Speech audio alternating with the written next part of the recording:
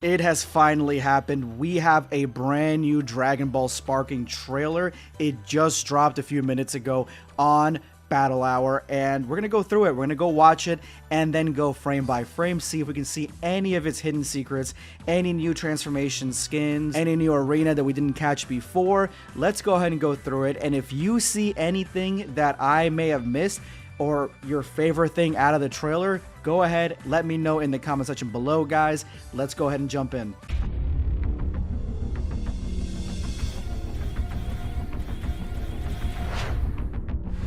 My name is Goku and Earth is my home. I'm still far superior to you.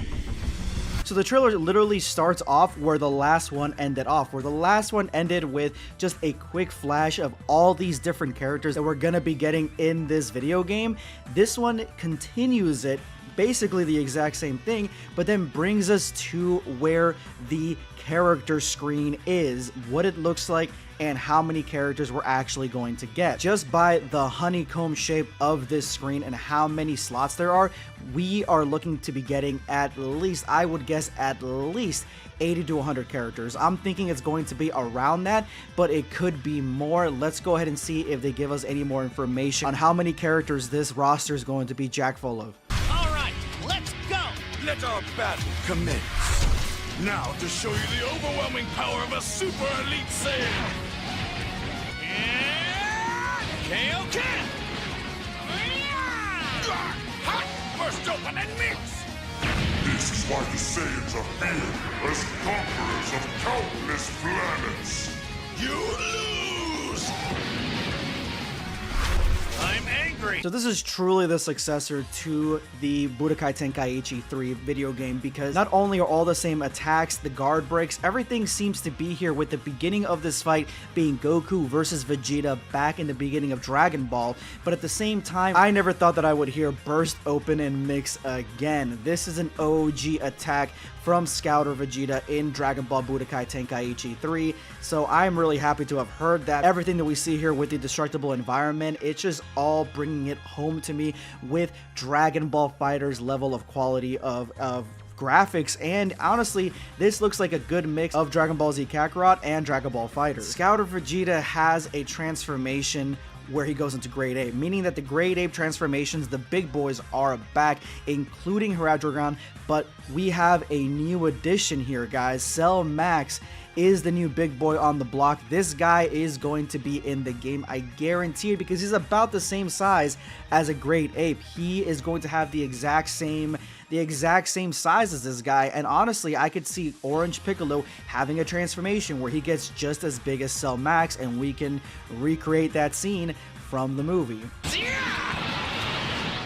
By my hatred, the Super Saiyan within me erupted to life! Let's see if you can keep up. Let me show you. I don't care how strong you think you are. I am going to win!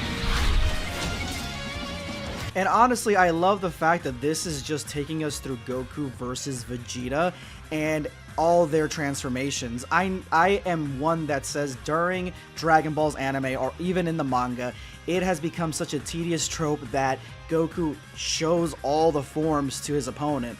Like, it's just becoming so repetitive.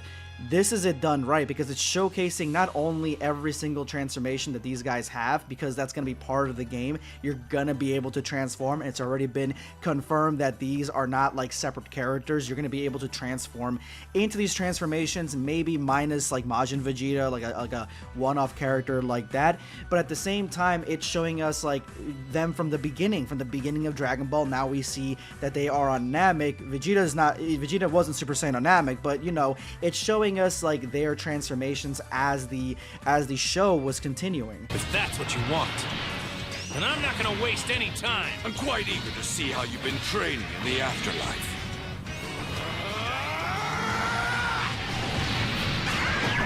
This is what I call Super Saiyan 3.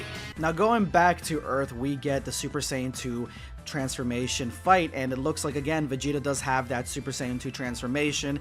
I'm telling you that Majin Vegeta is going to be a separate character. There's no way that they can add that as a transformation, because it's literally just Babidi corrupting Vegeta essentially. But the one thing that I noticed is that Vegeta, I mean, he looks the same as Super Saiyan 2, but Goku, from what I saw here, and maybe they change it before they get there, before the video game comes out, but what I saw here is that Goku transforms into a Super Saiyan 2. It looks like his bangs stay the same as Super Saiyan. He just has electricity now, while in the anime and in the manga, his hair got even more spiky. But that's when we go into Super Saiyan 3, which, I mean, just the voice acting alone, I know they brought Sean Schemmel and Christopher Sabat back into the studio. Christopher Sabat and a couple other Dragon Ball voice artists, they decided to, you know, post little tidbits and just Easter eggs talking about this game earlier on, like I think it was last year around the summer, saying that they were working on a big project, and it shows because these are all brand new voice lines that we're seeing in the video game. You had better be ready to kill me.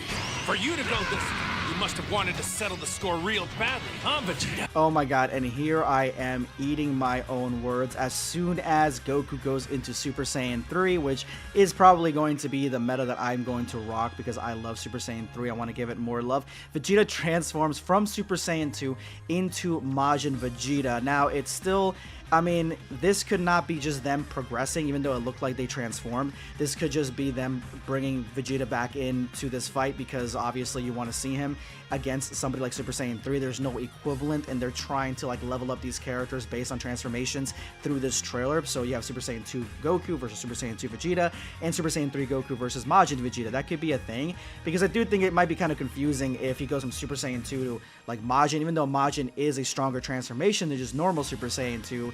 It is kind of strange, because that would mean that Babidi would have had to control him, and then from here on out, the only other thing that he's got to go to is Super Saiyan God, which would be weird for Majin Vegeta to be going into Super Saiyan God like that.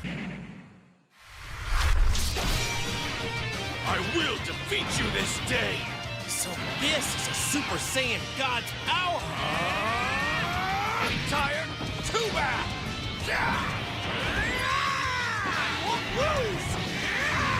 I'm already in love with the Super Saiyan God auras. Like, those look criminally underrated already. I love the key for Super Saiyan God, and honestly, I am a big fan of the key when I first saw it for Super Saiyan Blue in Resurrection of F, like the way that it looks like it's almost like glass breaking.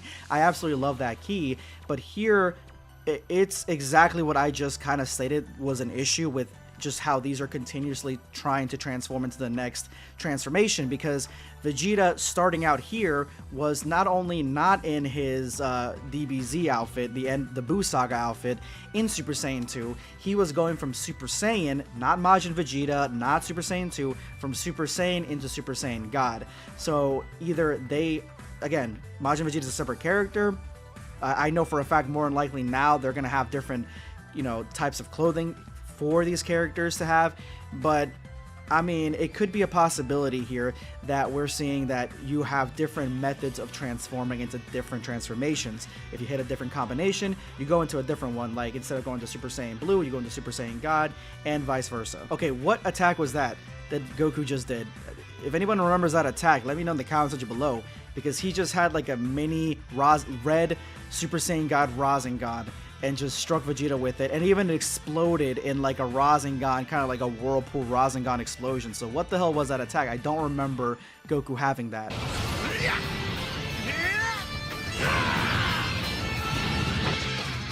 I'm looking for what's beyond strength. There's no limit to the strength of the Saiyans. Breakthrough? The limit!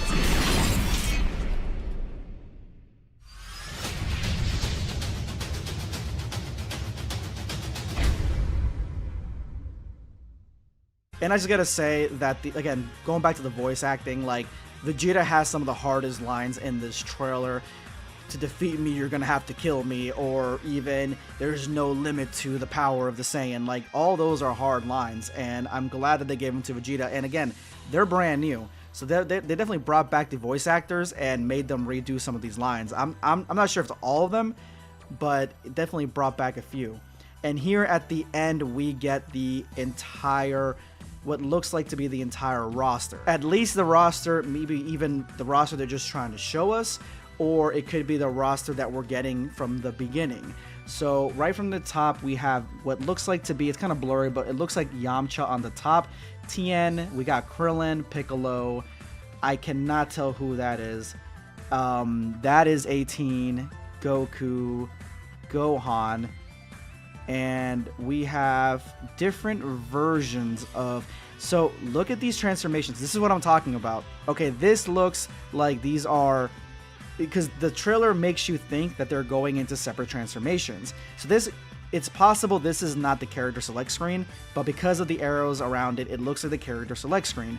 So with that being said, this means that these transformations are separate characters instead of them just being part of that one character's transformation, like I think Budokai Tenkaichi 3 was with some of the characters. Because you see we have multiple Vegetas up here, we have multiple Vegeta's down here, and there's like Goku all over. If Vegeta here in the corner too, we have Fat Boo, Hercule for some reason. You can even start as the Uzaru Vegeta if you wanted. Jiren here on the bottom, Bergamo, Broly. What I can only assume is classic Broly in the corner here. So that could be a major issue right there. If they're giving us a huge roster like this, and it's a roster filled with character transformations, basically, that could be an issue in and of itself, but it's also an issue if they actually don't transform into the next transformation. And honestly, if you take the transformations into account, the roster could be almost cut in 80% basically. So I had to look this up because Super Chronicles actually dropped this. He said so far there are 164 slots that can be seen on the roster. It's 164 characters, but remember, the transformations will go under one character slot, just exactly what I was talking about. So to be honest, 164 characters, this could be, I guessed 80 characters at first. So I'm thinking it's gonna be less than that because of the character transformations. So honestly, unique characters, like not transformations, we're more than likely getting around 50.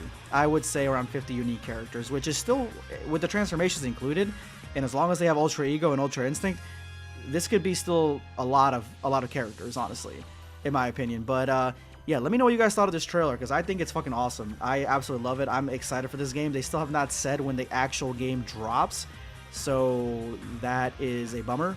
But hopefully, I mean, from what the indication is, it's either going to be end of 2024, like around the holiday season, or they're probably keeping it open because if there's any issues, they push it back to 2025, which I want the game to come out without any issues. So I'm willing to wait as long as it takes to get the game, really, to be honest with you. I'm just excited to eventually get my hands on it, and I'm definitely going to be playing it as soon as I grab it. But again, let me know what you guys thought of the trailer. Subscribe for more content. Or perish.